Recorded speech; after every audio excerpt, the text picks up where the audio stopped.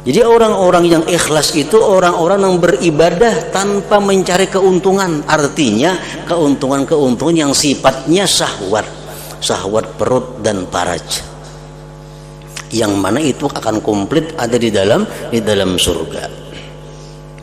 Kalau keuntungan orang awam, ibadah itu dicarinya adalah surga. Kenapa? Di surga nyaman makan, nyaman kawin, nyaman itu semuaan nyaman. Itu orang awam. Nah, kalau orang-orang yang sudah punya ilmu, ini beribadah bukan mencari keuntungan itu, keuntungan lain seperti memandang zat Allah. Nah, seperti munajat, lezatnya munajat kepada Allah, lezatnya berzikir kepada Allah, keuntungan itu yang dicarinya.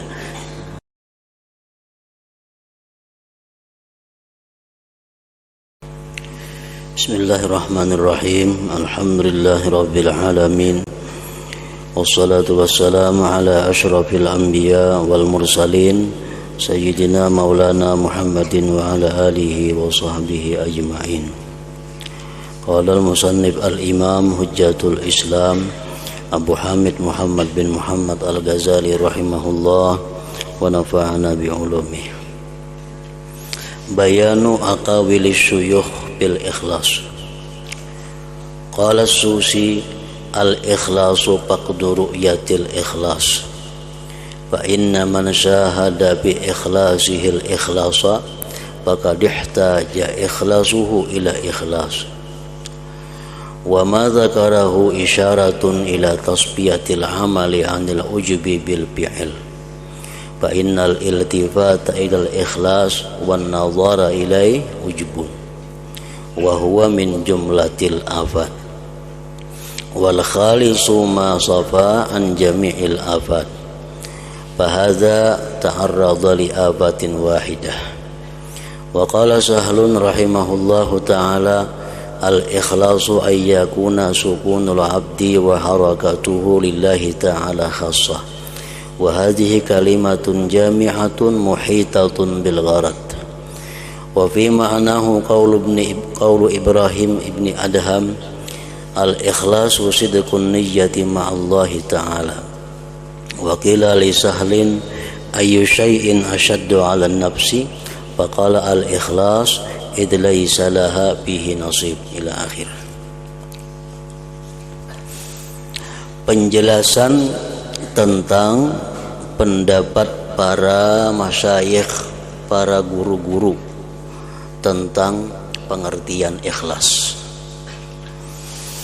Banyak pendapat, perkataan-perkataan para ulama yang menjelaskan tentang ikhlas itu apa, sesuai dengan makam dan kedudukan mereka.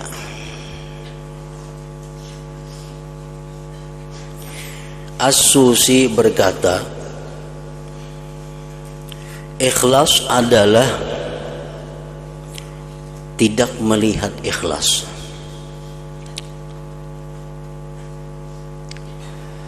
Karena sesungguhnya orang yang menyaksikan dalam keikhlasannya akan ikhlas, maka keikhlasannya memerlukan kepada ikhlas yang lain.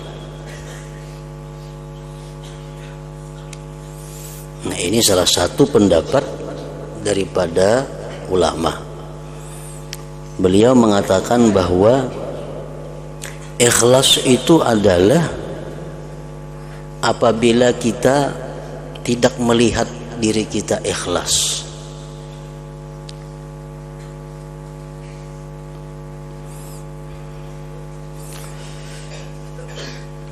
Apabila kita merasa bahwa apa yang kita lakukan itu ikhlas, nah maka itu berhajat kepada ikhlas yang lain lagi.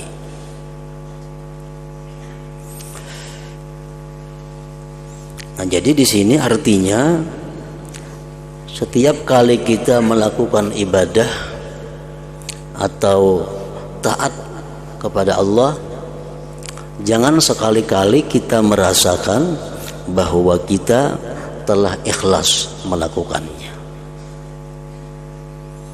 Jangan sekali-kali kita menganggap bahwa ibadah-ibadah yang telah kita lakukan itu ikhlas. Karena apabila kita menganggap atau merasa bahwa ibadah yang telah kita lakukan itu ikhlas, maka itu berarti perlu kepada ikhlas lagi.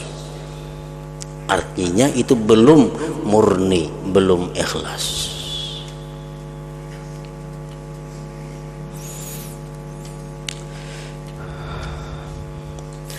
Jadi setiap kali kita melakukan ibadah,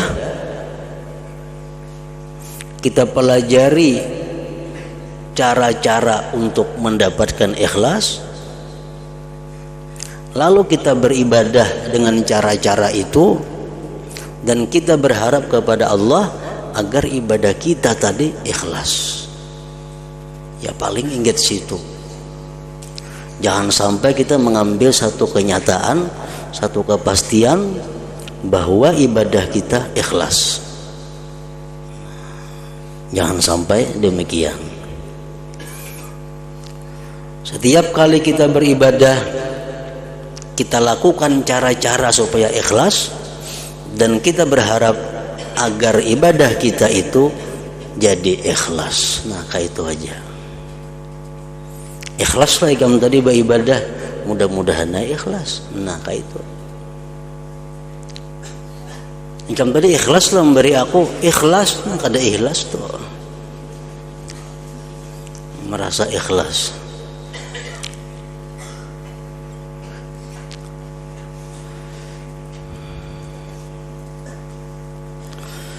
Apa yang disebutkannya itu, ujar Imam Ghazali mengomentari pendapat As-Susi tadi, apa yang disebutkannya itu memberi isyarat kepada membersihkan amal dari ujub dengan perbuatan.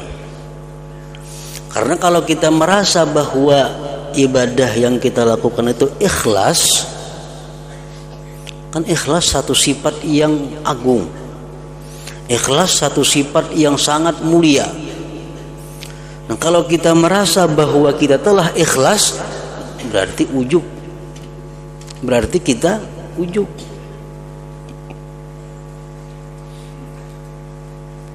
Sesungguhnya menoleh kepada ikhlas dan melihat kepadanya ikhlas adalah ujub. Kalau kita merasa bahwa kita telah ikhlas, itu sudah dimasuki oleh ujub, kada murni lagi keikhlasan itu.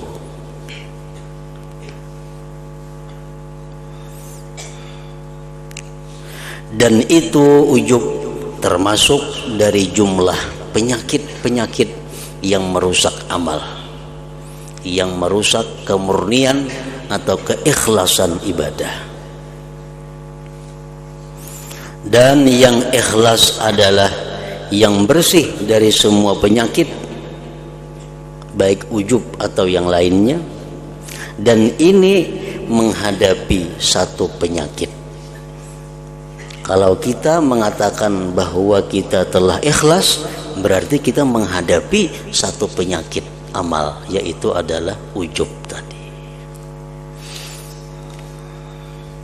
Jadi kita cukup berusaha agar ikhlas, cukup kita berusaha agar ikhlas dan berharap kepada Allah diberi ikhlas. Cukup demikian. Jangan sampai berperasaan ikhlas itu.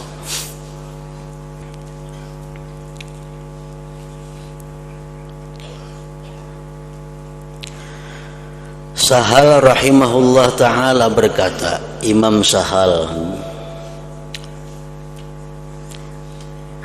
ikhlas ujar Sahal lain lagi lawan di atas tadi pulang. Ikhlas adalah diamnya hamba, diamnya seseorang, dan gerakan-gerakannya karena Allah Ta'ala secara khusus. Nah, orang yang bergerak, orang yang berdiam semata-mata karena Allah. Artinya karena Allah itu baik karena takut kepada Allah atau karena mengharap ridha Allah, atau karena mengagungkan Allah, atau karena menghendaki kedekatan kepada Allah, atau semata-mata menjunjung perintah Allah. Inya bagarak karena Allah, badiam kada bagarak karena Allah juga. Bila kawa demikian itu, ujar Sahal mengatakan, maka itulah yang dinamakan ikhlas. Ini pendapat dari Imam Sahal. Imam Ghazali mengomentari pendapat Sahal tadi. Ujar Imam Ghazali, ini adalah kalimat yang menghimpun serta meliputi dengan yang dimaksud. Nah, pendapat Sahal ini cukup komplit, cukup sempurna untuk menjelaskan tentang pengertian ikhlas tadi, bahwa seseorang bergerak dan berdiam karena Allah.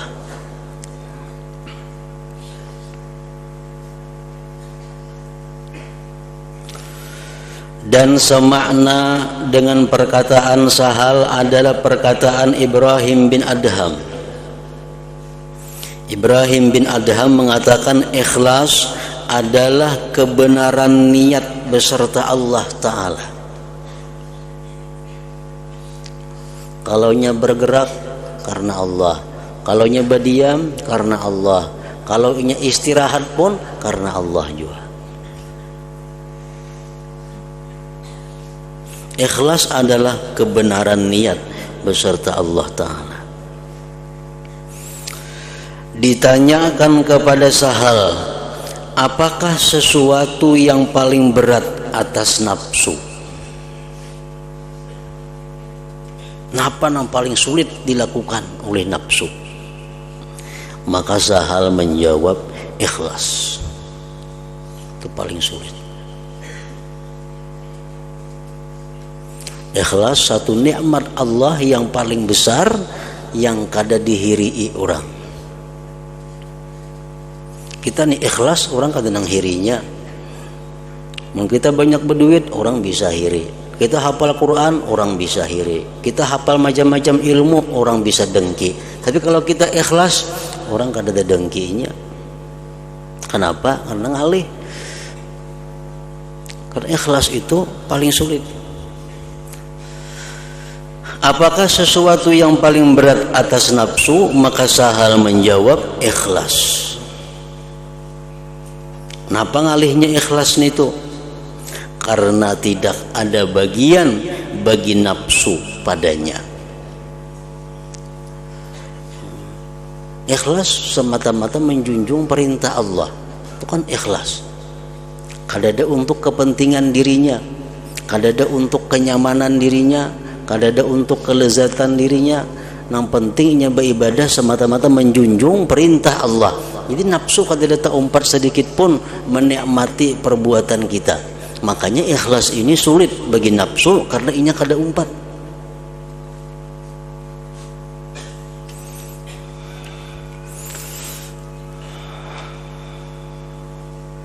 Ruwaim berkata, ikhlas dalam amal adalah bahwa pelakunya tidak menghendaki imbalan atas perbuatan itu pada dua negeri, dunia dan akhirat. Ini kada menghendaki imbalan apa-apa. Kada hendak masuk surga, tujuannya beribadah.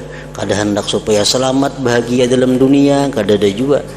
Dia beribadah semata-mata menjunjung perintah Allah. Kada ada menghendaki balasan baik di dunia atau akhirat. Nah, itu ikhlas, ujar Ruwaim tadi.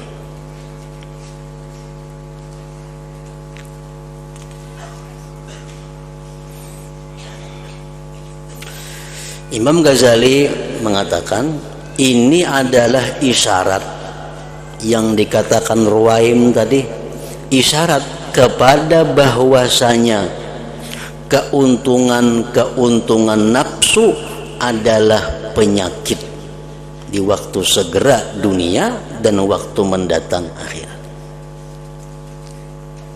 Kalau kita beribadah kepada Allah dengan tujuan supaya sugih, ini jelas sudah penyakit. Kenapa? Karena ada kepentingan nafsu. Kalau kita beribadah kepada Allah supaya masuk surga, itu pun satu penyakit. Karena surga tempat memuaskan nafsu. Surga hendak apa aja ada larangannya. Jadi kalau orang beribadah tujuannya hendak surga, itu sama halnya untuk memuaskan nafsu. Dan itu pun termasuk penyakit juga.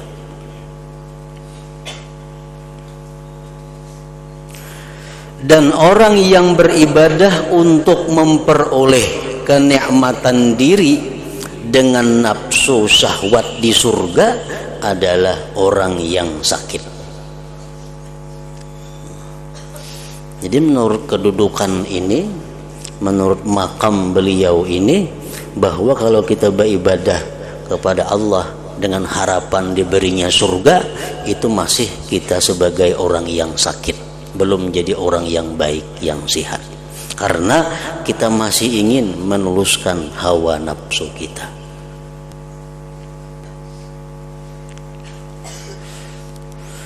Bahkan menurut hakikat sebenarnya bahwa tidak dikehendaki dengan amal itu selain zat Allah Ta'ala. Nah itu yang bujur-bujur ikhlas ngarannya.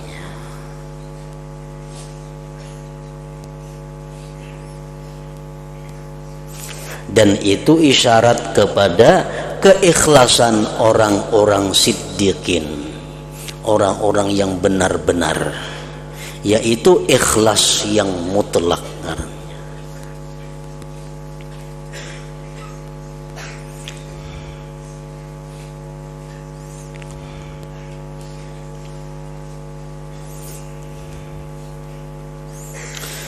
Adapun orang yang beramal karena mengharapkan surga dan takut neraka, maka ia adalah orang yang ikhlas jua ngarannya. Ikhlas jua itu, tapi ikhlasnya jika disandarkan, jika dibandingkan dengan keuntungan-keuntungan yang segera.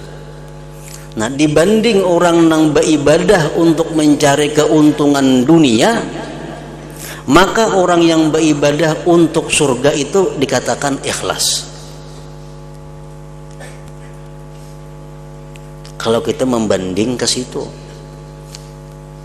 kalau kita membandingkan bahwa orang-orang yang beribadah untuk surga, untuk terhindar dari neraka, itu kita katakan ikhlas jika dibanding dengan orang-orang yang kada bujur. Nang kada bujur napa? Nang beribadah mengharapkan kenikmatan di dunia ini. Nah, ikhlas ya kalau dibanding ke situ.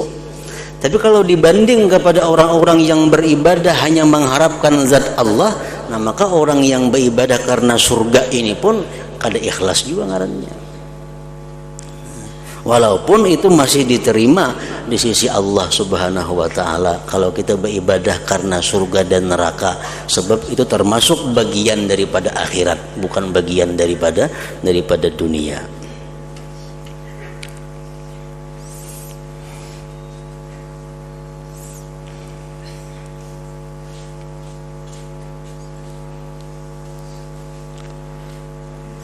Dan hanya saja yang dicari yang benar bagi orang-orang yang mempunyai akal adalah zat Allah Ta'ala saja.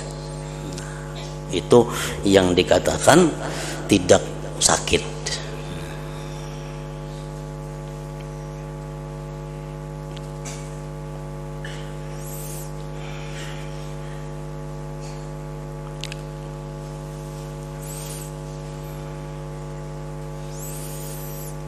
Ini di kalangan orang-orang yang umum itu masih bisa Allah memaafkan, Allah masih bisa menerima kalau kita beribadah mengharapkan surga. Kalau kita beribadah karena takut dengan api neraka, itu masih bisa diterima oleh Allah di kalangan orang-orang yang umum. Karena itu dikatakan ikhlas sebab nang diuntingnya itu adalah akhirat juga, bukan dunia. Tetapi kalau itu kita bandingkan dengan orang yang beribadah semata-mata karena zat Allah, maka jauh kedudukan antara keduanya itu.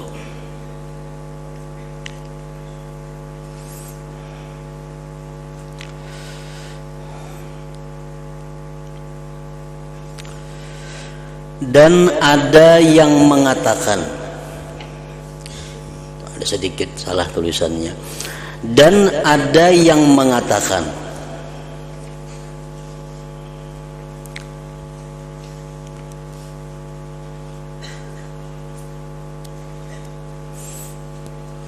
ini merupakan pembahasan daripada yang sebelumnya.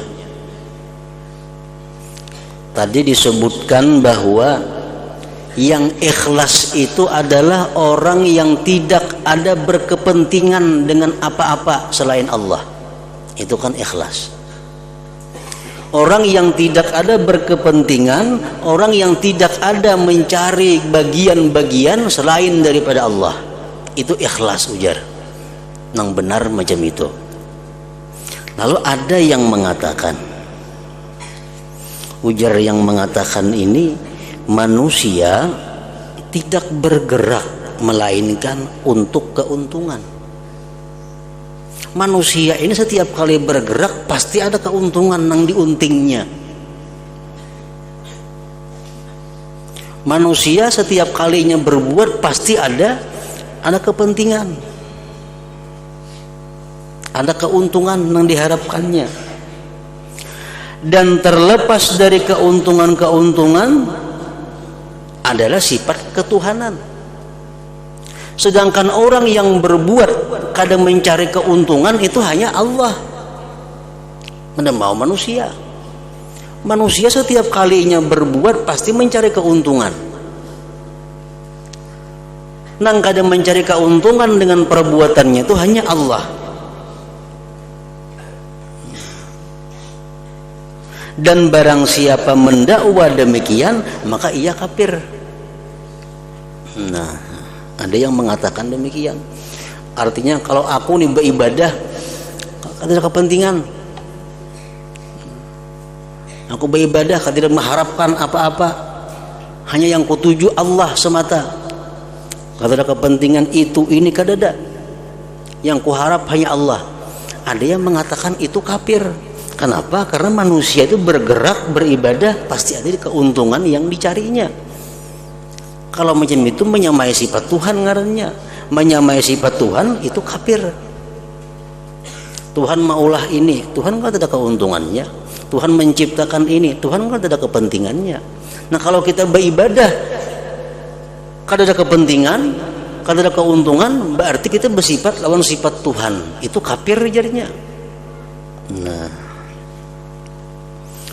Al-Qadhi Abu Bakrin Al-Baqillani memutuskan dengan mengkafirkan orang yang mendakwa seperti tadi, terlepas dari keuntungan-keuntungan, dan ia berkata ini adalah sifat ketuhanan.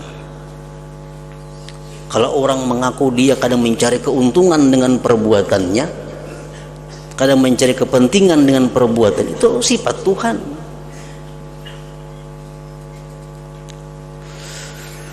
Nah, lalu Imam Ghazali menjelaskan, Imam Ghazali menguraikan. Ujar Imam Ghazali, apa yang dikatakannya adalah benar. Itu bujur saja.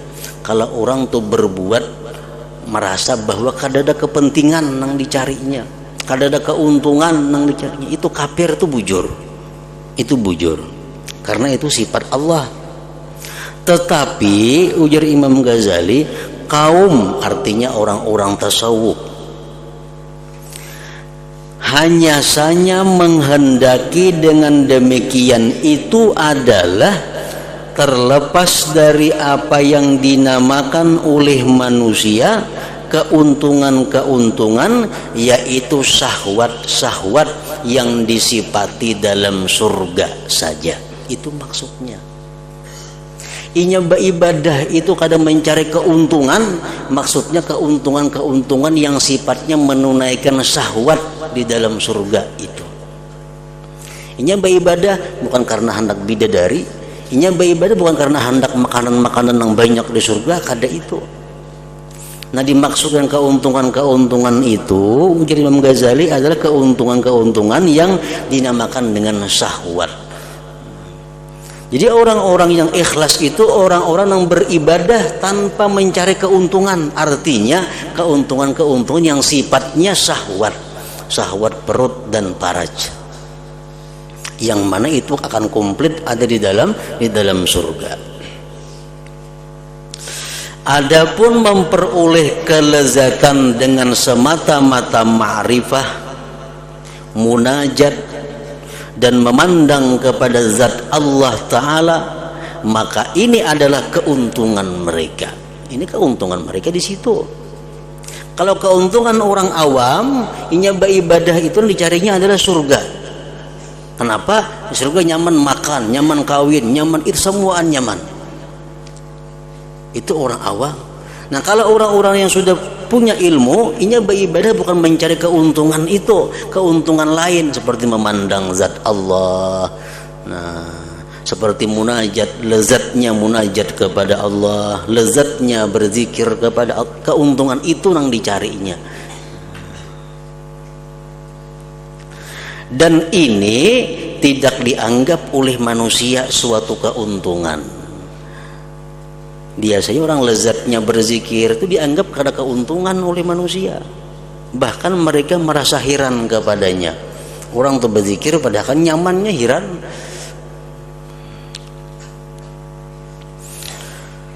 Nah, mereka itu orang-orang yang lezat memandang zat Allah, orang-orang yang lezat munajat kepada Allah. Mereka itu jikalau digantikan dari apa yang mereka alami, dari kelezatan taat, munajat, dan melazimi sujud bagi hadrat Tuhan dengan tersembunyi dan terang-terangan, dengan semua kenikmatan surga, andai kata dihurupi, niscaya mereka memandang rendah semua kenikmatan surga tersebut, dan mereka tidak berpaling kepadanya. Jauh lebih nyaman kelezatan bertemu dengan Allah Subhanahu wa Ta'ala itu. Maka gerakan mereka itu, ibadahnya mereka itu, taatnya mereka itu karena keuntungan, dan taat mereka itu karena keuntungan juga. Tetapi keuntungan mereka adalah orang yang disembah mereka saja, bukan yang lainnya. Keuntungan mereka adalah langsung berhubungan dengan zat yang disembah. Sedangkan keuntungan beribadahnya orang awam dengan ciptaan-ciptaan orang yang disembah seperti surga, bidadari, dan kenikmatan lain-lainnya.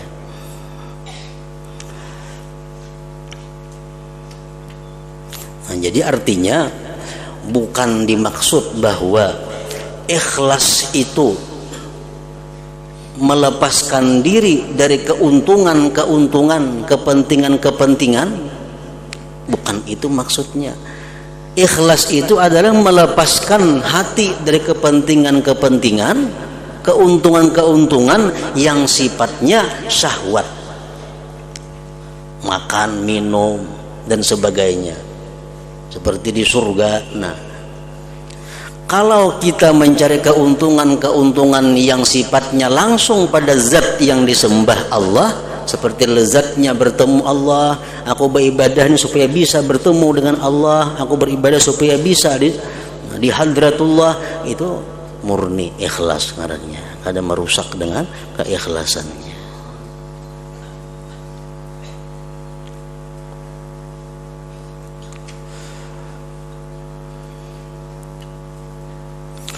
Abu Utsman berkata, menjelaskan tentang ikhlas.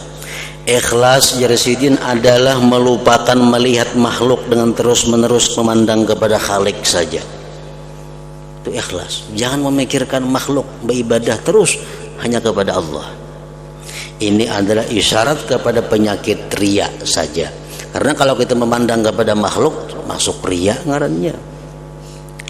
Karena itulah sebagian mereka berkata ikhlas dalam beramal adalah bahwa syaitan tidak melihat kepadanya lalu merusaknya, dan malaikat tidak melihat kepadanya lalu mencatatnya. Sesungguhnya itu, ujar Imam Ghazali, memberi isyarat kepada semata-mata menyembunyikannya.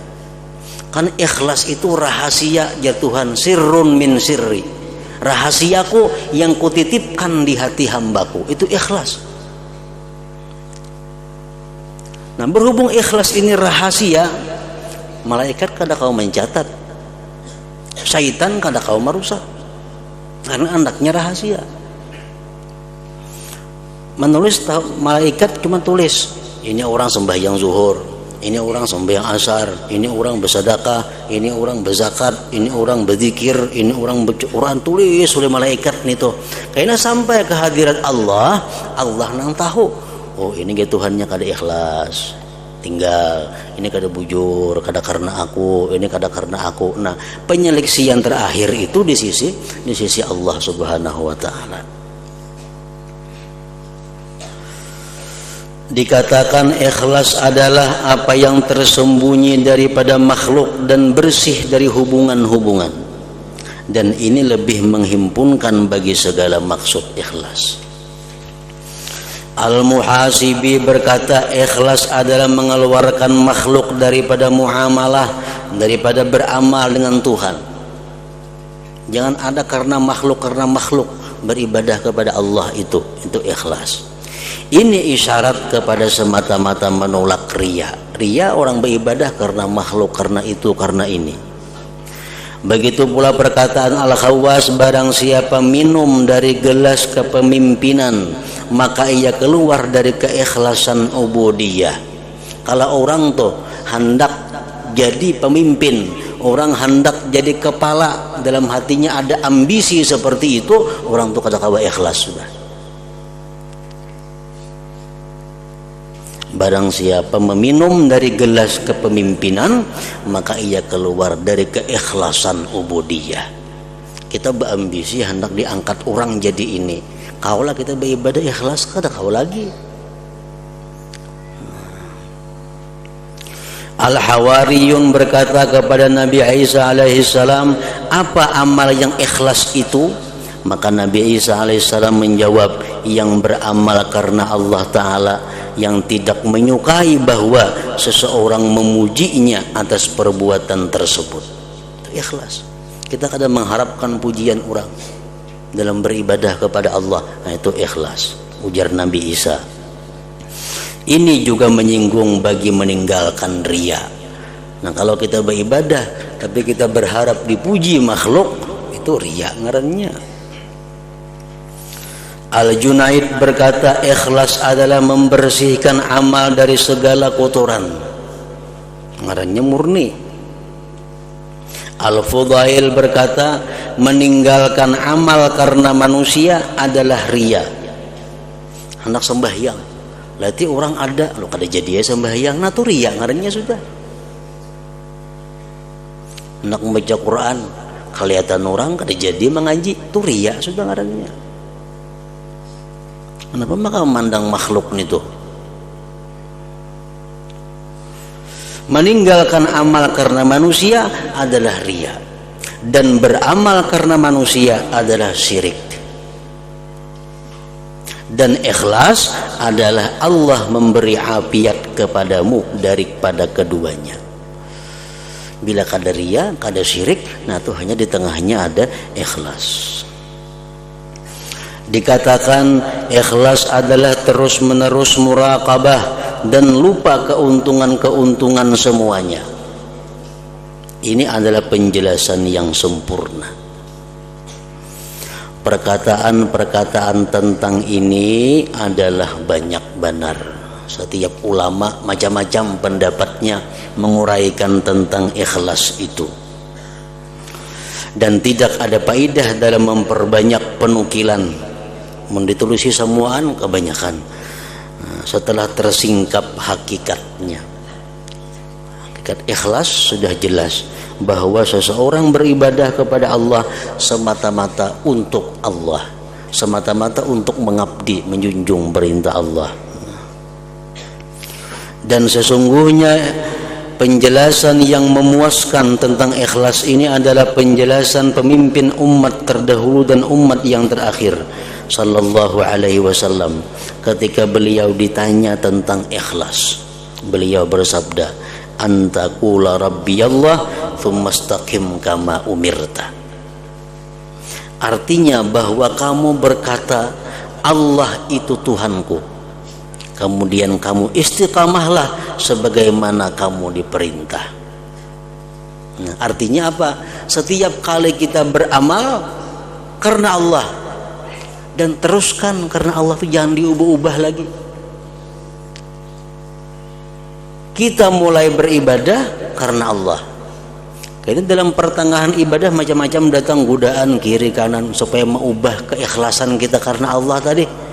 Nah, teruskan pastaqim, teruskan lurus karena Allah tadi sebagaimana kamu diperintah. Nah, itu ngaran ikhlas.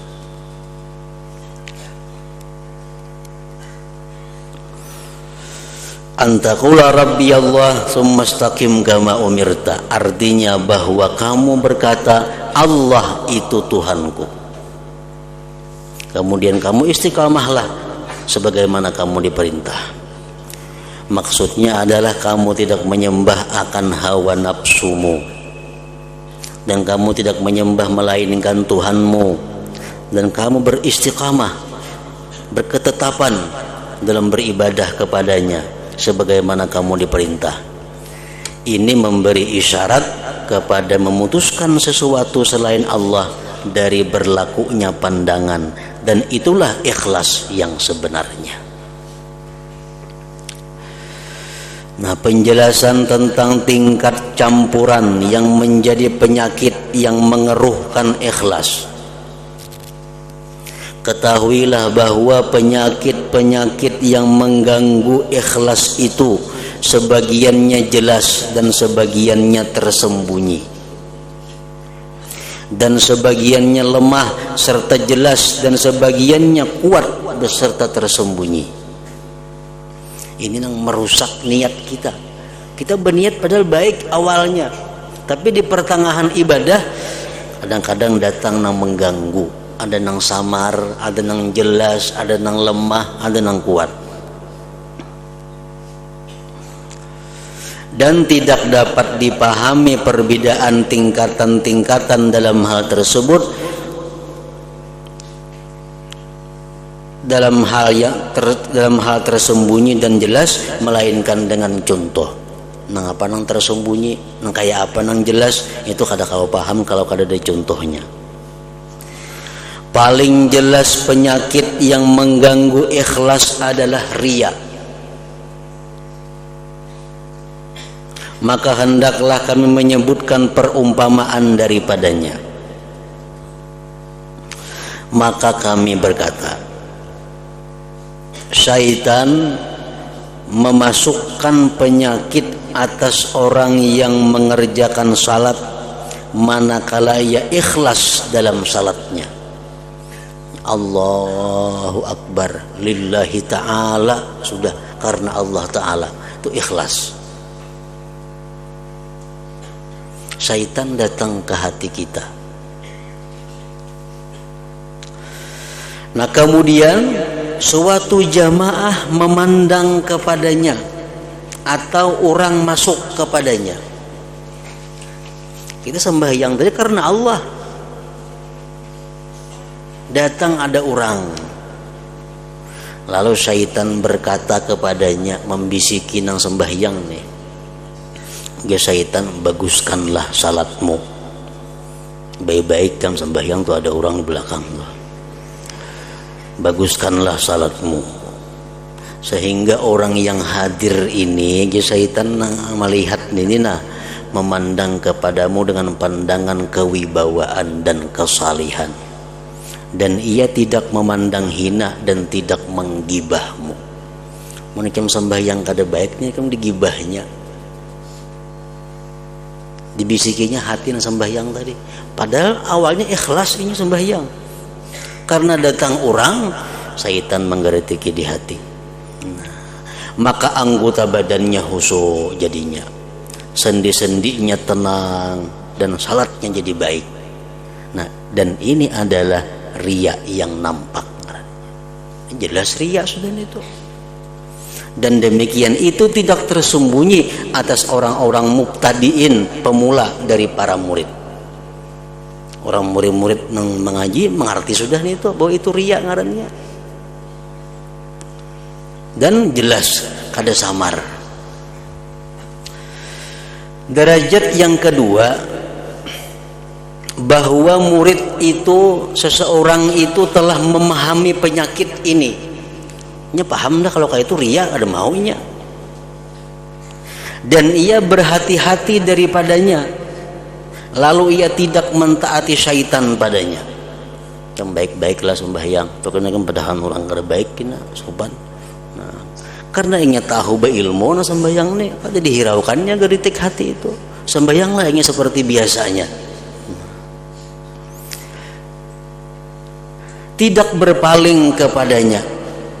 Lalu ia tidak mentaati syaitan padanya, tidak berpaling kepadanya. Syaitan hampir membujuk kita kada. Dan ia terus menerus dalam salatnya seperti semula.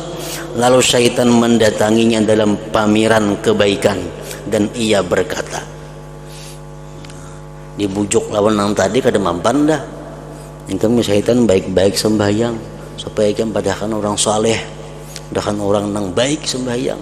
Nah, kita jawab, aku padahkan orang saleh ya kada bapak juga, yang penting Allah menilai aku. Nah, buka syaitannya. Karena kada mampan digudainya dengan demikian. Karena itu jelas godaannya nampak. Nah, yang kedua, syaitan datang, ia berkata, ujar syaitan, kamu adalah orang yang diikuti dan diteladani dan dipandang. Dan apa yang kamu perbuat itu membekas daripadamu dan orang lain mengikutimu. Maka bagimu pahala amal perbuatan mereka kalau kamu membaguskan amalmu, dan atasmu dosa kalau kamu menjelekkan amalmu.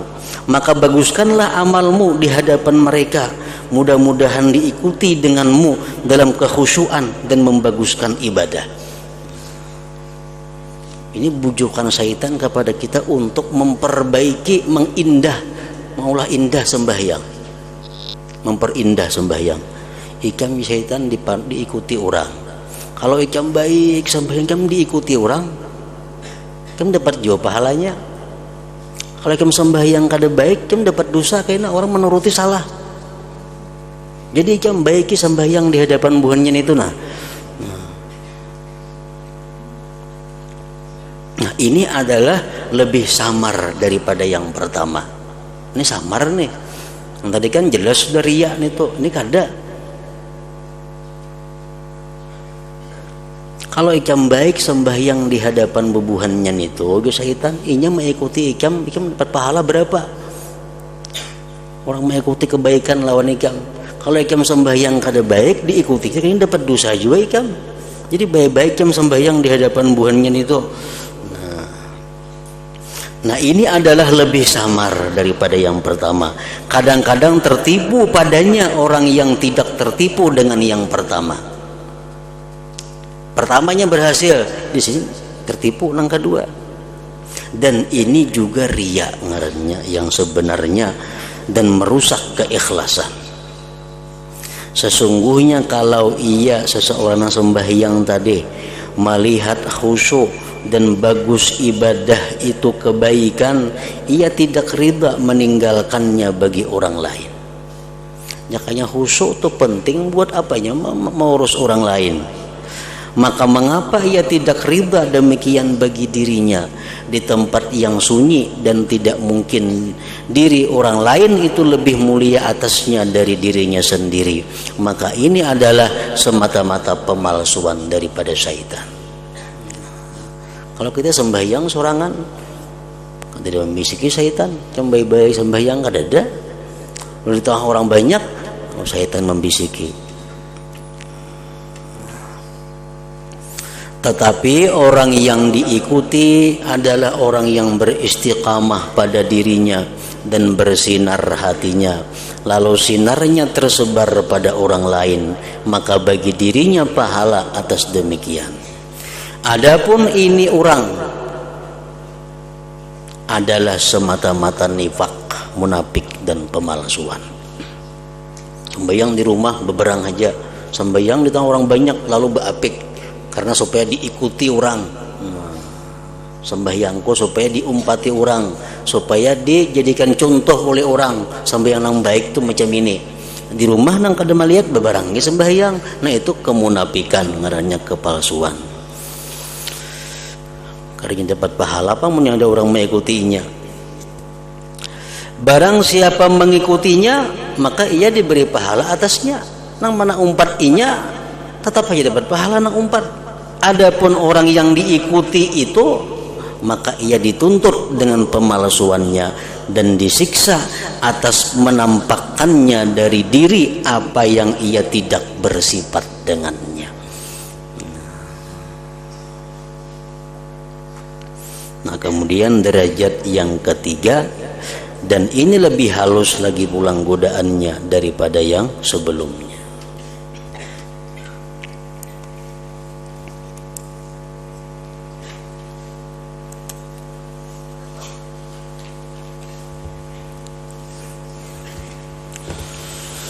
أفضل الذكر فاعلم أنه لا إله إلا الله محمد رسول الله لا إله إلا الله محمد رسول الله لا إله إلا الله محمد رسول الله لا إله إلا الله لا إله إلا الله لا إله إلا الله لا إله إلا الله لا إله إلا الله الله الله الله الله الله الله الله الله الله الله الله الله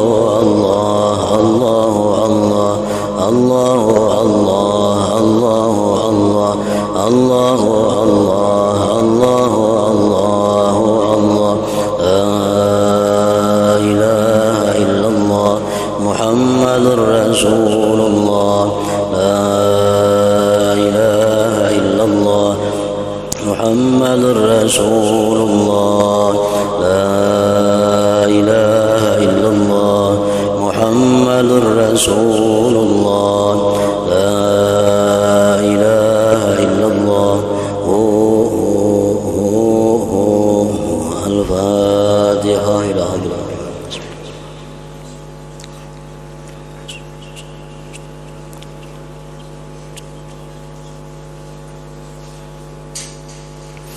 فيا أيها الراجون منه شفاعة صلوا عليه وسلموا تسليما.